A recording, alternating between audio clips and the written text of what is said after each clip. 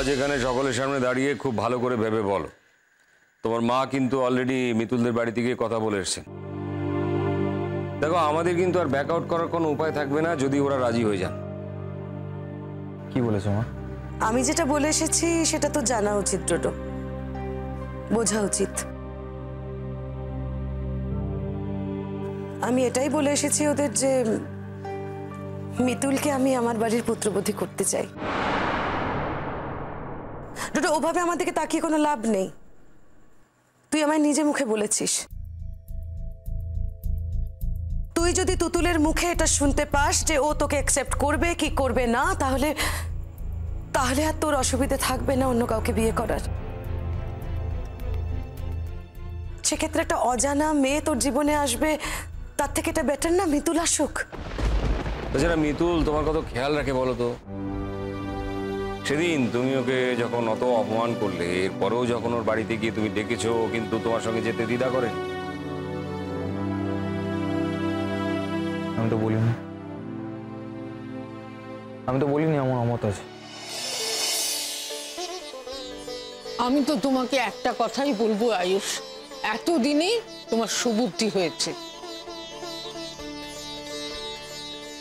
দেখো, ওই মেয়ে তোমার বাড়িতে এলে তোমার জীবনটাই সার্থক হবে। মা, আমি কিন্তু আর দেরি করতে চাই না। তার মানে? ভেরি সিম্পল বাবা, আমি চাই এই বিয়েটা খুব তাড়াতাড়ি হোক, আর খুব বড় করে হোক। সবাইকে জানিয়ে বড় করে ঘটা করে এই বিয়েটা হোক। শোনো ডোডো, তুমি যদি নিজের জীবনটা সুখী করতে চাও এবং সেই জন্য বিয়ে করতে চাও, তাহলে বিয়েটা করো। আর যদি মনে করো তুমি তুতুলকে দেখাবে, তুতুলকে জানাবে যাতে তুতুল হার্ট হয়, তাহলে তুমি করো না। ওইভাবে বিয়ে করলে তোমার জীবনটা সুখের হবে না ডোডো। আয়ুষ, আমি কিন্তু তোমাকে আরেকটা কথা বলবো। বলো কিছু না, এখন আর কারোর কথা শুনতে আমার কোনো আপত্তি নেই। আর বাবা, আমি তাড়াতাড়িটা করছি এই কারণে, কারণ ওই তুতুলের স্মৃতিটা আমি যত তাড়াতাড়ি সম্ভব ভুলতে চাই। আয়ুষ, তোমাকে আমি একটা কথাই বলবো যে তুতুলকে ভোলার জন্য মিতুল যথেষ্ট না।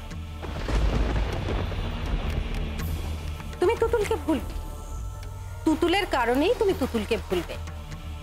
কিন্তু তোমাকে আরেকটা কথাও আমি বলবো যে মিতুলকে বিয়ে করতে তুমি যখন রাজি হয়েইছো, তখন তোমরা কিছুদিনের জন্য বাইরে চলে যাও। তুমি মুম্বাইতে যেখানে ছিলে সেখানে চলে যাও, সুন্দর করে সংসারটাকে গোছাও।